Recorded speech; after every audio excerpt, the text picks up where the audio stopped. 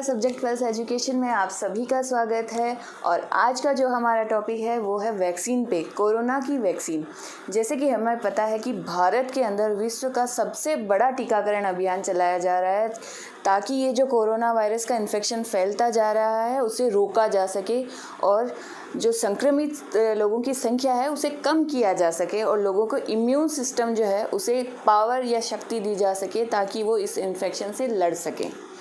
तो इस टॉपिक पे चलने से पहले हम जो हमारा प्रीवियस वीडियो था जिसमें हमने ब्लैक फंगस, येलो फंगस और वाइट फंगस को डिस्कस किया था, उस पर कुछ व्यूअर्स के क्वेश्चन थे स्टेरॉइड से रिलेटेड। तो वो जानना चाहते थे कि डॉक्टर स्टेरॉइड्स क्यों देते हैं और इसका काम क्या है, और साथ ही साथ वो ये भी पूछ रहे थे कि स्टेरॉइड अब्यूज़ क्या होता है।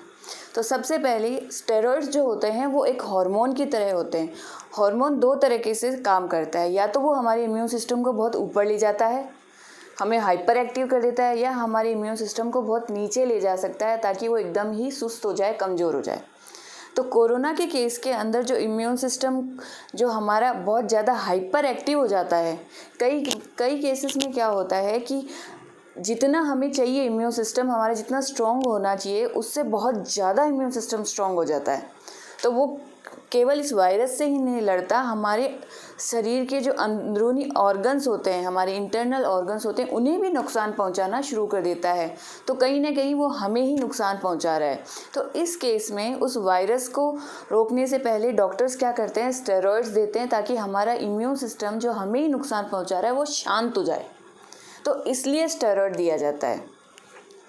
और कई और केसेस में स्टेरॉइड दिया जाता है जिससे हमारे शरीर को ताकत पहुंचे, वो और बीमारियों में है और अलग चीज़ों में है।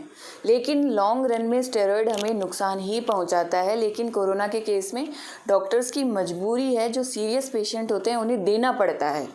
लेकिन इस टाइम पे ज़्यादातर जो लोग हैं, ज़्यादातर जो पेशेंट है जिन्हें कोरोना हुआ है, वो बिना डॉक्टर से पूछे या किसी और की सलाह पे जो स्टेरॉइड्स इस डॉक्टर प्रिस्क्राइब करते हैं सीरियस पेशेंट को, वो उनसे बिना पूछे वो भी ले रहे हैं, जिससे वो उन्हीं के इम्यून सिस्टम को कमज़ोर कर रहा है और उन्हें ये अलग अलग तरह के इन्फेक्शन हो रहे हैं। अब तो सुनने में आया है कि एस्परजिलोसिस नाम का नया इन्फेक्शन और आया है। तो इसलिए स्टेरॉइड का यूज़ बिना डॉक्टर से पूछे या उनकी सलाह के ना लें। सेकेंड क्या है, स्टेरॉइड अब्यूज़ क्या है, यानी ये जो हार्मोन है स्टेरॉइड्स लोग दोनों तरह के लिए यूज़ करते हैं, इम्यून सिस्टम को हाइपर करने के लिए, इम्यून सिस्टम को कम करने के लिए। तो दोनों ही तरह में अगर हम बिना डॉक्टर की सलाह के स्टेरॉइड ले रहे हैं तो बिना हमारे शरीर के ज़रूरत के, तो उसे हम स्टेरॉइड अब्यूज़ बोलते हैं कि आप बिना ज़रूरत के वो चीज़ ले रहे हैं। तो अब हम चलते हैं, शिफ्ट करते हैं हमारे आज के टॉपिक पे जो है कोरोना की वैक्सीन। तो कोरोना की वैक्सीन का मेन पर्पस क्या है, हमारे इम्यून सिस्टम को स्ट्रॉन्ग बनाना ताकि वो इन्फेक्शन, अगर हमें बाय चांस ये इन्फेक्शन होता है तो हमारा शरीर इस इन्फेक्शन से लड़ सके। तो हमारे शरीर की जो आर्मी है इम्यून सिस्टम, उसे वो स्ट्रॉन्ग बनाता है, प्रिपेयर्ड करता है, उसे ट्रेंड करता है इस वायरस से लड़ने के लिए। सेकेंड होता है इसका पर्पस कि जैसे ये इन्फेक्शन एक आदमी से दूसरे आदमी में फैल रहा है, उस ट्रांसमिशन की रेट को रोकना, ताकि ये जो इन्फेक्शन की रेट हम आए दिन सुनते हैं, आज इतने मरीज़ निकले, आज इतने मरीज़ निकले, उस रेट को हम कम कर सकें और जो डेथ रेट है उसे भी हम कम कर सकें, जो इससे नुकसान हो रहा है उसे कम किया जा सके। तो अब हम वैक्सीन का प्रोसेस समझने से पहले अगर हमें इसे डिटेल में समझना है तो हमें कोरोना का स्ट्रक्चर पता होना चाहिए, क्योंकि ये जितनी भी तरह की वैक्सीन है हमारे भारत में हो चाहे वर्ल्ड में हो, ये सारी की सारी कोरोना के स्ट्रक्चर पे ही बेस्ड हैं। इसलिए पहले हम कोरोना का स्ट्रक्चर समझते हैं, फिर हम समझेंगे कि भारत में कौन कौन सी तरह की वैक्सीन अभी अवेलेबल हैं, कौन सी और आएंगी, वो कैसे काम करेंगी और वो कैसे बनाई गई हैं, क्या क्या चीज़ें उसमें डाली गई हैं, वो भी हम आगे इस वीडियो में समझने की कोशिश करेंगे। तो चलिए सबसे पहले हम समझते हैं कोरोना का स्ट्रक्चर। तो कोरोना जो है, वायरस का नाम कोरोना, ये कोरोना नाम रखा क्यों गया है? बेसिकली कोरोना का मतलब होता है क्राउन, यानी ताज। और ताज पे आपने अगर देखा हो तो कांटे से हमें दिखाई देते हैं। और वैसे ही कोरोना का जो स्ट्रक्चर होता है, उसकी जो ऊपरी परत होती है उस पर भी कांटे से कांटे दिखाई देते हैं। और वायरस जो होता है, वायरस का मतलब होता है वेनम, यानी जहर। क्योंकि ये जो वायरस है ये अंदर जाके हमारे जहर फैलाता है, एक तरीके से ये जो कोरोना है अंदर जाके हमारे शरीर के अंदर नुकसान पहुंचाता है, तो इसे कोरोना वायरस नाम इसीलिए दिया गया क्योंकि इसके ऊपर कांटे से कांटे हैं जो कि क्राउन की तरह दिखाई देते हैं। अब सबसे पहले हम समझते हैं कि कोरोना का जो है स्ट्रक्चर वो क्या है। अगर आपने धतूरा देखा हो तो उसकी जो ऊपरी परत होती है वो हार्ड होती है, लेकिन इसमें सॉफ्ट होती है, लेकिन उसकी ऊपरी परत के ऊपर कुछ ऐसे कांटे से कांटे हमें दिखाई देते हैं, लेकिन इसका स्ट्रक्चर कुछ अलग है। बस आप उसकी ऊपरी परत इमेजिन कीजिए कि ये जो होती है कोरोना की ऊपरी परत, ये बनी हुई होती है प्रोटीन की, और उस पर ये होते हैं कांटे जिन्हें हम बोलते हैं स्पाइक्स। तो ये हो गया हमारा प्रोटीन का लेयर और ये हो गई हमारी स्पाइक्स। ये हो गए स्पाइक प्रोटीन्स। सेकंड, इसके अंदर जैसे हमारे हर एक सेल के अंदर डीएनए होता है जो वंश को आगे बढ़ाता है, वैसे ही इस वायरस के अंदर भी जेनेटिक मटेरियल होता है जो होता है आरएनए। याद रखिएगा आरएनए, सिंगल स्ट्रैंडेड आरएनए, ये हो गया आरएनए। अब वैक्सीन पे इसका प्रोसेस समझने से पहले हम समझते हैं कि इन दोनों का काम क्या है। स्पाइक प्रोटीन क्या करती हैं, बेसिकली इस वायरस को हमारी बॉडी के अंदर एंट्री दिलाती हैं। हमारा जो प्रीवियस वीडियो था उसमें हमने डिटेल में डिस्कस किया था कि कैसे वायरस अंदर घुसता है। ये केवल हमारे फेफड़ों से ही हमारी बॉडी में एंट्री लेता है। कैसे? हमारे जो फेफड़े होते हैं, लंग्स होते हैं, उनके ऊपर एक रिसेप्टर प्रेजेंट होता है, यानी आप समझ लीजिए एक ताला होता है जिसकी चाबी होती है ये स्पाइक प्रोटीन्स। तो जैसे ही ये वायरस हमारी बॉडी के अंदर जाएगा हमारे मुंह और नाक के रास्ते से, तो सबसे पहले उस रिसेप्टर यानी उस हमारे लंग्स के ऊपर जो वो रिसेप्टर है, ताला है, उसको इस चाबी से खोलेगा, उसमें फिट हो जाएगा, और जैसे ही इसने ताला खोला ये फेफड़ों के अंदर घुस गया, यानी ये हमारी बॉडी के अंदर घुस गया है, और वहाँ से ये हमारी पूरी बॉडी में इन्फेक्ट करता हुआ चला जाता है। तो इसका रोल जो होता है वो होता है एंट्री हमारे शरीर में, और ये जो आरएनए है इसका रोल होता है वंश को आगे बढ़ाना। तो जैसे ही ये वायरस अंदर घुसा, इसका काम ख़त्म और इसका काम शुरू। ये जैसे ही अंदर घुसेगा हमारी बॉडी के ही जो सेल हैं उसी की मशीन्स यूज़ करेगा और उसे बोलेगा कि फटाफट मेरी कॉपियाँ बनाना शुरू करो मेरे जेनेटिक मटेरियल की। तो वो जो फैक्ट्री है उसे बोलते हैं हम राइबोसोम, और उस फैक्ट्री के अंदर ये क्या करेगा, अपना आरएनए डाल देगा और बोलेगा इसकी धड़ाधड़ कॉपियाँ बनाना शुरू करो। और यही कारण है कि ये कुछ ही समय में लाखों करोड़ों में इतना ज़्यादा मल्टीप्लाई हो जाता है कि हमारी पूरी बॉडी को इन्फेक्ट कर देता है। तो ये हमने इन दोनों के जो मेन फंक्शन है वो समझ लिए। अब हमारी जो वैक्सीन काम करती है ये पूरे इसी स्ट्रक्चर पे बेस्ड है। तो अब हम समझते हैं कि कितने तरह की वैक्सीन हमारे भारत में अवेलेबल हैं, और आने की विश्व से और भी वैक्सीन आने की जो कुछ हमारे सरकार ने गाइडलाइंस भी जारी करी हैं और बताया है कि भविष्य में ये वैक्सीन हमारे देश में आ सकती हैं अगर इमरजेंसी हुई तो हमारे अभी अगर आपने कोविड जो हमारा ऐप है गवर्नमेंट के द्वारा, जिस पे अगर आपने बुकिंग कराई हुई है तो कोविशील्ड, कोवैक्सीन, स्पुतनिक, ये तीनों तरह के वैक्सीन के नाम आ रहे हैं। तो हम समझते हैं कि ये कैसे कैसे काम करती हैं। सबसे पहले हम देखते हैं, ये बेसिकली 3 तरह की हैं अभी हमारे देश में। सबसे पहले हम देखते हैं कोवैक्सीन। हम पहले लिख लेते हैं कौन कौन सी तरह की है। सेकंड है कोविशील्ड, और थर्ड है स्पुतनिक।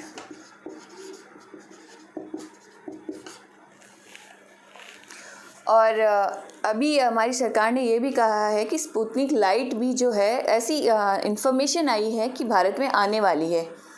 तो अब हम समझते हैं ये तीनों कैसे काम करती हैं या इनका प्रोसीजर क्या है, कैसे इनको बनाया गया है। कोवैक्सीन जो है वो भारत की ही वैक्सीन है, जिसे भारत बायोटेक हैदराबाद में जो है उसने बनाया है। 100% ये इंडियन वैक्सीन है, और इसमें जो हमारा पुराना जो तरीका है वैक्सीन बनाने का, टीका बनाने का, उसे ही फॉलो किया गया है। जो वायरस है कोरोना वायरस, उसे लैब में इनएक्टिव करके, कमज़ोर करके वैक्सीन के तौर पे हमारे शरीर के अंदर दिया गया है। तो इसमें जो वायरस है उसे इनएक्टिव कर दिया है, इनएक्टिव, जिसे हम अगर साइंटिफिक टर्म यूज़ करें तो एटीन्यूएटेड भी बोलते हैं, एटीन्यूएटेड। यानी ये कमज़ोर वायरस है और इसे हमारे शरीर के अंदर भेजा गया है। तो क्योंकि ये कमज़ोर है तो ये इन्फेक्शन नहीं फैला सकता है और हमारी बॉडी जो है वो इससे आराम से लड़ सकती है। तो जैसे ही ये वायरस, इसमें पूरा का पूरा वायरस हमारे शरीर के अंदर भेजा गया है, जिससे हमारी जो बॉडी है उसे पता चल जाएगा कि ये वायरस कैसा दिखता है और इससे लड़ने के लिए हमें किस तरह के हथियारों की ज़रूरत पड़ेगी। तो हमारी जो शरीर की आर्मी है वो देख लेगी कि भाई हाँ, ये टेररिस्ट ऐसा दिखता है और इसके पास ये एडवांस फीचर है और इससे हमें लड़ने के लिए हमें इन हथियारों की ज़रूरत पड़ेगी, और वो हथियार है एंटीबॉडीज़। वो हम आगे समझेंगे इस वीडियो में कि कैसे एंटीबॉडीज़ बनेंगी हमारे शरीर के अंदर। अब हम देखते हैं कि कोविशील्ड जो है वो कैसे बनी है या स्पुतनिक जो है वो कैसे बनी है। इन दोनों को बनाने का जो तरीका है वो सेम है। इसमें क्या किया गया है, पूरा कोरोना वायरस ना डाल के एक दूसरा वायरस है एडिनो वायरस, इसके अंदर एडिनो वायरस नाम का एक दूसरा वायरस लिया है हमारे साइंटिस्ट ने, जो कि दिखने में बिल्कुल कोरोना वायरस के जैसा है। उसके ऊपर भी ये स्पाइक प्रोटीन, ये कांटे से प्रेजेंट है। लेकिन साइंटिस्ट ने क्या किया कि ये जो एडिनो वायरस है इसका जेनेटिक मटेरियल तो निकाल दिया, क्योंकि हमें अल्टीमेटली वैक्सीन के तौर पर देना तो कोरोना वायरस है। इम्यून सिस्टम को स्ट्रॉन्ग तो इसी के खिलाफ करना है, एडिनो वायरस के खिलाफ नहीं करना। तो उन्होंने क्या किया कि कांटे से कांटे ये जो पोर्शन है ये तो उन्होंने एडिनो वायरस का ले लिया, लेकिन जेनेटिक मटेरियल जो है आरएनए वो उन्होंने कोरोना वायरस का लिया है, जो कि कमज़ोर किया हुआ है। क्योंकि अगर ये वैसे के वैसे डाल देंगे तो ये तो इन्फेक्शन फैला देगा अंदर। तो उन्होंने कमज़ोर करके आरएनए जेनेटिक मटेरियल जो है कोरोना वायरस का इसके अंदर डाल दिया है और इसे हमारी बॉडी के अंदर इंट्रोड्यूस किया है। तो जब इसे हमारी बॉडी के अंदर देंगे तो इसके खिलाफ हमारे शरीर के अंदर एंटीबॉडीज़ बन जाएंगी और ये हमारे इम्यून सिस्टम को स्ट्रॉन्ग कर देगा। तो तरीका इसमें सेम ही है इन दोनों के अंदर, कि दूसरा वायरस यूज़ किया है, कोरोना का जेनेटिक मटेरियल डाला है और हमारी बॉडी के अंदर दिया है, जिससे हमारी आर्मी को पता चल जाएगा ये वायरस ऐसा दिखता है, ये इसका जेनेटिक मटेरियल है और कैसे हमें इसे रोकना है। अब एक चौथी तरह की जो वैक्सीन है उसे बोलते हैं एमआरएनए वैक्सीन। ये एक नए तरह की वैक्सीन है जो कि विश्व में देखी जा रही है। जैसे जो फाइज़र जो कंपनी है और मॉडर्ना, आपने अगर न्यूज़ में नाम सुना हो तो ये जो कंपनियां हैं ये एमआरएनए वैक्सीन बना रही है। एमआरएनए वैक्सीन में इन्होंने क्या किया है, साइंटिस्ट ने केवल और केवल जो जेनेटिक मटेरियल है कोरोना वायरस का आरएनए, एमआरएनए, एम का मतलब होता है मैसेंजर, संदेशवाहक, ठीक है, और इससे केवल इस एमआरएनए को हमारे शरीर के अंदर कमज़ोर करके डाला है। तो इसका काम क्या होता है एमआरएनए का, जैसे ये हमारे शरीर के अंदर जाएगा ये प्रोटीन बनाता है। तो मान लीजिए ये शरीर के अंदर गया और इसने ये प्रोटीन बनाया और ये प्रोटीन बाद में अपना शेप ले लेता है, यानी स्ट्रक्चर बनाता है, और वो शेप होती है एक तरीके से एंटीजन की, यानी इसके स्पाइक प्रोटीन। इस एमआरएनए का काम यही होता है कि ये जो वायरस है इसके स्पाइक प्रोटीन ये हमारे शरीर के अंदर जाके बनाएगा। तो जैसे ही इसने ये बॉडी के अंदर स्पाइक प्रोटीन बनाए, हमारे इम्यून सिस्टम को पता चल जाएगा कि भाई ये तो हमारी बॉडी का पार्ट नहीं है, ये तो बाहर से आया है और ये ऐसा दिखता है। तो इसे डिस्ट्रॉय करने के लिए वो इस तरीके की एंटीबॉडीज़ बना लेंगे कि वो इसको बाइंड कर जाएंगे। तो ये दूसरे तरीके का एक डिफेंस सिस्टम है, वैक्सीन है। तो बेसिकली ये इतनी तरह की वैक्सीन्स अभी ऑल ओवर वर्ल्ड में है और ये हमारे भारत के अंदर है। तो अब हम समझते हैं कि जब ये वैक्सीन्स हमारी बॉडी के अंदर दी जाती हैं तो ये काम कैसे करेंगी। तो इसे ऐसे समझिए कि जितनी भी तरह की वैक्सीन है उसे एक इंजेक्शन के तौर पे हमारे शरीर के अंदर डाला जाएगा, क्योंकि हमारा इम्यून सिस्टम, हमारी बॉडी की जो आर्मी है वो इतनी समझदार है कि उसे पता चल जाता है कि कौन सी हमारी बॉडी का पार्ट है और कौन सा नहीं है, कौन से हमारे काम का है और कौन सा नहीं है। तो जैसे ही उसे पता चलेगा कि ये हमारी बॉडी का पार्ट नहीं है, उसके अंदर एक अलग तरह के सेल्स होते हैं। जैसे हमारी आर्मी में अलग अलग यूनिट होती हैं स्पेशलाइज्ड, वैसे ही उस इम्यून सिस्टम के भी अलग अलग यूनिट्स होती हैं। अलग अलग सेल्स होते हैं, टी सेल्स होते हैं, बी सेल्स होते हैं, मैक्रोफेजेस होते हैं। इसके बारे में हम डिटेल में आगे वीडियो बनाएंगे प्रॉपरली। ये तो बेसिक एक लेमन लैंग्वेज में आसान से कि आपको समझा सकें कि कैसे वैक्सीन काम करती है, ये बताने के लिए है। अगला वीडियो जो हम बनाएंगे उसमें हम डिटेल में बताएंगे कि कैसे इम्यून सिस्टम में मेमोरी डेवलप होती है। तो अब हाल फिलहाल इसे ही समझिए कि ये जितने भी तरीके हैं, इससे एक कमज़ोर वायरस को हमारे शरीर में डाला गया, जिससे हमारे सेल की जो हमारी बॉडी का जो इम्यून सिस्टम है उसने इसे पहचाना। क्योंकि ये कमज़ोर है, ये इन्फेक्शन ज़्यादा सीवियर इन्फेक्शन नहीं कर सकता, तो हमारी बॉडी जो है, हमारी बॉडी का इम्यून सिस्टम है, इससे लड़ भी लेगा। इसके खिलाफ मेमोरी यानी वो अपने दिमाग में भी फिट कर लेगा कि ये वायरस ऐसा दिखता है, और इसे रोकने के लिए वो अपने शरीर हमारी बॉडी के अंदर एंटीबॉडीज़ बना लेगा। एंटीबॉडीज़ क्या करेंगी, अब जैसे ही हमारे बॉडी के अंदर एंटीबॉडीज़ बनी, वो क्या करती हैं, एंटीबॉडीज़ इस तरीके से वो आपको दिखाई देगी। इसकी शेप जो होती है वो ऐसी होती है। तो जैसे ही हमारे शरीर के अंदर एंटीबॉडीज़ बनेंगी, वो क्या करती हैं, जैसे ही उसे पता चलेगा कि वायरस आ रहा है हमारे अंदर इन्फेक्शन करने के लिए, वो जाके इन जितने भी स्पाइक प्रोटीन है, कांटे से कांटे, इन सब को ब्लॉक कर देगी। और जैसे ही उसने इसके सारे स्पाइक्स को ब्लॉक किया, तो ये हमारे लंग्स के ऊपर जो वो रिसेप्टर है उससे बाइंड ही नहीं कर पाएगा। तो जब ये उससे बाइंड ही नहीं कर पाएगा तो अंदर ही नहीं घुस पाएगा। तो वायरस को रोकने की ये दो तरीके हैं। या तो आप सैनिटाइज़र यूज़ करें। सैनिटाइज़र क्या करता है, इसकी पूरे के पूरे इस प्रोटीन लेयर को ही डिस्ट्रॉय कर देता है। तो जब ये प्रोटीन लेयर ही नहीं होगी, ये इसके स्पाइक प्रोटीन ही नहीं होंगे, तो वो जाके फेफड़ों पे उस रिसेप्टर से बाइंड कैसे करेगा। दूसरा तरीका है वैक्सीन देके एंटीबॉडीज़ डेवलप करके इम्यून सिस्टम को स्ट्रॉन्ग करके इसे रोकने का।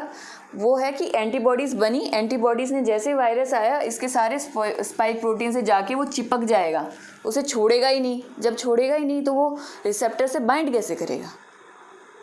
और अगर बाय चांस अगर ये वायरस स्ट्रॉन्ग हुआ, हमारा इम्यून सिस्टम वीक हुआ किसी कारण से, और अगर ये अंदर घुस गया, तो हमारी आर्मी इतनी स्ट्रॉन्ग होगी, अंदर से पहले से तैयार होगी हथियारों के साथ, कि वो उसे अंदर आते ही मार देगी। हमारा हाल फिलहाल क्या हो रहा है कि जो इन्फेक्शन फैल रहा है, तो हमारा इम्यून सिस्टम इस चीज़ के लिए प्रिपेयर्ड नहीं है। तो हमारी बॉडी को ये एंटीबॉडीज़ बनाने के लिए 9 या 10 दिन का समय लग जाता है। लेकिन अगर ये वैक्सीन हमारे अंदर है और हमारे इम्यून सिस्टम को पहले से पता है कि ऐसे दिखता है, इसे ऐसे रोका जा सकता है, तो वो पहले से प्रिपेयर रहेगा। यानी जैसे ही वायरस आया, हमारा जो एंटीबॉडीज़ पहले से बनी हुई है, और जो मेमोरी में फीड है कि हाँ ये वायरस आ रहा है, तो वो और एंटीबॉडीज़ बनाएंगे और उसको वहीं रोक देंगे। यही अंतर है कि जब इन्फेक्शन होता है बिना वैक्सीन के तो इतना सीवियर होता है, और वैक्सीन दी जाती है तो इन्फेक्शन इतना सीवियर नहीं होता है। तो इसी तरीके से हम इस वैक्सीन के द्वारा इस वायरस को अंदर घुसने से रोक सकते हैं। सारी वैक्सीन का एक ही मेन पर्पस होता है, हमारे शरीर के अंदर जाकर एंटीबॉडीज़ को बनाना, ताकि ये वायरस को अंदर घुसने ही ना दें।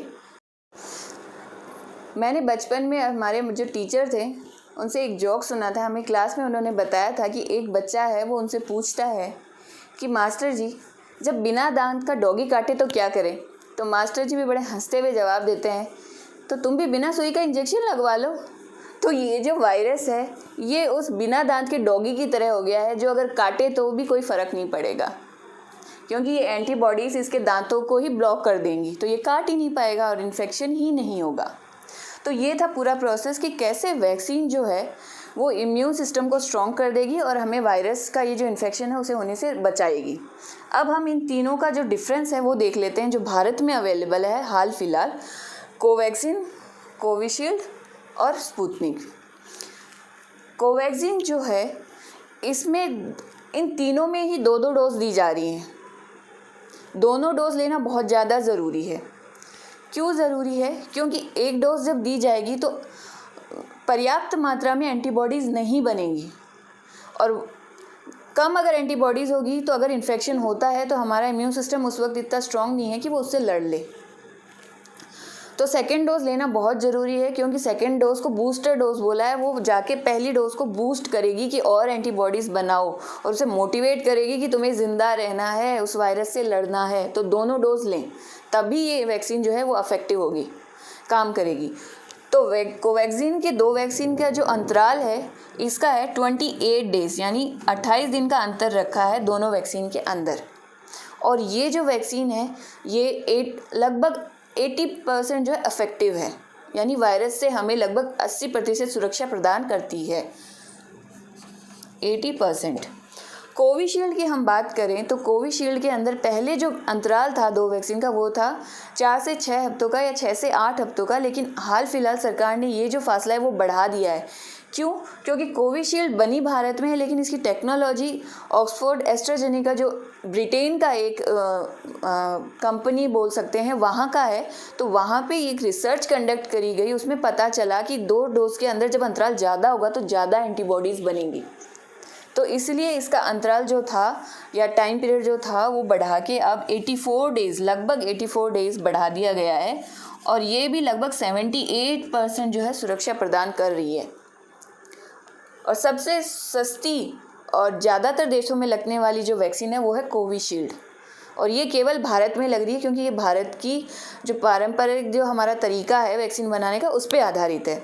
स्पुतनिक जो है ये रूस से आई है और ये सबसे पहली वैक्सीन है, वर्ल्ड में बनने वाली सबसे पहली वैक्सीन और सबसे ज़्यादा इफेक्टिव बताई जाने वाली वैक्सीन। ये लगभग 90% हमें सुरक्षा प्रदान करती है और इसके भी 2 डोजेज़ हैं।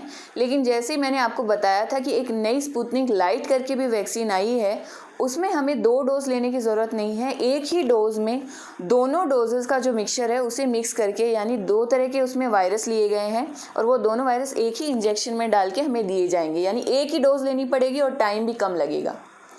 तो ये था इन सभी का अंतर, कैसे ये वैक्सीन काम। तो इन दोनों के अंदर क्या है, 2 डोज दी जा रही हैं, दोनों में सेम चीज़ है। लेकिन स्पुतनिक लाइट जो आएगी उसके अंदर 2 जो डोजेज़ हैं दोनों में अलग अलग वायरस है और उन्हें मिक्स करके एक ही डोज बनाया गया है और एक ही डोज लेनी होगी, बस 2 डोज की ज़रूरत नहीं है। टाइम भी कम लगेगा और इफेक्टिव भी सबसे ज़्यादा है। लेकिन हाल फिलहाल अगर हम इस सिचुएशन को देखें तो एक इमरजेंसी की सिचुएशन है, क्योंकि केसेस इतने ज़्यादा आ रहे हैं। तो जो भी आपको वैक्सीन अवेलेबल हो आप वो लें, क्योंकि हाल फिलहाल इस इन्फेक्शन के जो ट्रांसमिशन जो है, जो फैलाव है, उसे रोकने की ज़रूरत है, खुद को स्वस्थ रखने की ज़रूरत है।